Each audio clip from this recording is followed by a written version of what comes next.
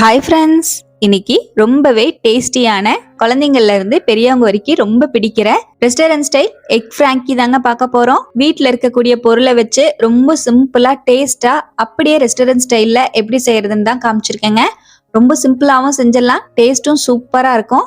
இப்போ எப்படி செய்யறதுன்னு பார்க்கலாங்க. பாத்திரத்துல 2 கப் அளவுக்கு மைதா மாவு சேர்த்துக்கிறேன். இதோடவே 2 கப் அளவுக்கு கோதுமை மாவு சேர்த்துக்கலாம். நீங்க முழுசாவே மைதா மாவுல கூட செஞ்சுக்கலாம், இல்லனா கோதுமை மாவுல கூட செஞ்சுக்கலாம். 1 டேபிள் ஸ்பூன் சர்க்கரை சேர்த்துக்கலாங்க. 1 டீஸ்பூன் உப்பு சேர்த்துக்கலாம். நல்லா மிக்ஸ் பண்ணி விட்டுக்குவோம். சர்க்கரை உப்பெல்லாம் மாவோட ஒன்னா கலக்கிற மாதிரி நல்லா மிக்ஸ் பண்ணி எடுத்துக்கோங்க. இப்போ நல்லா கலந்துட்டேன். சப்பாத்தி மாவு மாதிரி நல்ல சாஃப்டான மாவா பிசைஞ்சுக்கலாம். கொஞ்சம் கொஞ்சமா தண்ணி சேர்த்து நல்லா மாவை பிசைஞ்சுக்கலாங்க. நான் கொஞ்சம் கொஞ்சமா தண்ணி சேர்த்து நல்லா மாவை பிசைஞ்சுக்கிறேன். எனக்கு மொத்தமா 2.25 கப் அளவுக்கு தண்ணி தேவைப்பட்டது. இப்போ மாவை இந்த மாதிரி நல்லா அழுத்தி ஒரு 5 நிமிஷத்துக்கு நல்லா பிசைஞ்சு விட்டுக்கலாம். இப்போ மாவு ஃபுல்லாவே நல்லா பிசைஞ்சுக்கிட்டேன். இது அப்படியே ஒரு அரை மணி நேரத்துக்கு ரெஸ்ட் விட்டுறலாங்க. நம்ம மீதி ப்ராசஸ் எல்லாம் செய்யறதுக்குள்ள மாவு நல்லா ஊறி வந்துடும். இருக்கட்டும், மூடி வச்சிடுறேன். ஃப்ராங்கிக்குள்ள வைக்கிறக்காக ஸ்டஃபிங்க்கு 2 கேரட்டை இந்த மாதிரி சன்னமா நறுக்கி வச்சிருக்கேன்.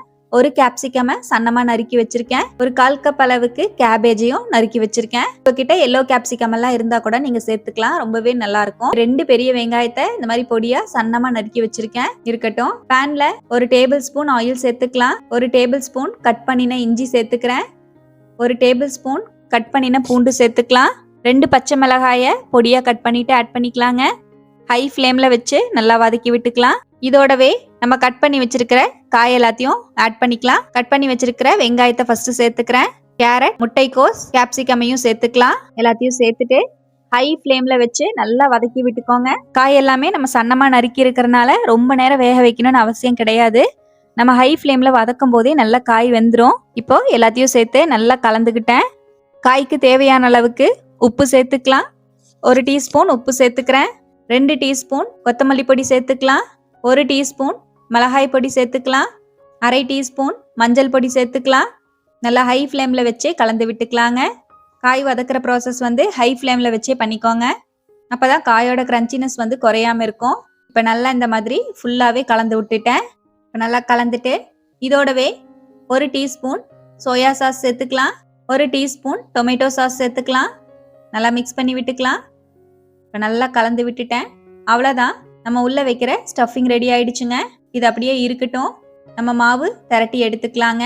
மாவு நல்லா ஊறி வந்திருக்கு பாருங்க, நல்லா சாஃப்டா இருக்கு. மீடியம் சைஸ்ல சப்பாத்திக்கு எப்படி பால்ஸ் பிரிப்போமோ அதே போல பால்ஸ் பிரிச்சு எடுத்துக்கலாம். சப்பாத்திக்கு தேய்க்கிற மாதிரியே நல்லா சன்னமா தேய்ச்சிக்கலாங்க. சப்பாத்திக்கு தேய்க்கிறத விட இன்னும் கொஞ்சம் சன்னமா தேய்ச்சி எடுத்துக்கலாம். இப்போ மாவு இந்த மாதிரி நல்லா சன்னமா திரட்டிட்டேன்.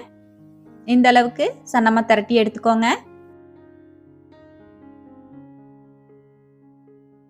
திரட்டின மாவை தோசைக்கல்லில் சுட்டு எடுத்துக்கலாம். சப்பாத்தி சுடுற மாதிரி நல்லா ஹை ஃப்ளேமில் வச்சு சுட்டுக்கோங்க. லோ ஃப்ளேமில் வச்சு சுட்டிங்கன்னா உங்களுக்கு சாஃப்ட்னஸ் இருக்காது. நல்லா ஹை ஃப்ளேமில் வச்சு ஒரு சைடு நல்லா வெந்ததுக்கு அப்புறமா திருப்பி விட்டுக்கலாம். தேவையான அளவுக்கு ஆயில் விட்டுக்கலாம். ஆயிலுக்கு பதிலாக நீங்கள் பட்டர் சேர்த்துக்கலாம், இல்லைன்னா நெய் கூட ஆட் பண்ணிக்கலாம். அவ்வளோதான், நம்ம சப்பாத்தி ரெடி ஆயிடுச்சுங்க. எவ்வளோ சாஃப்டாக இருக்குன்னு பாருங்க.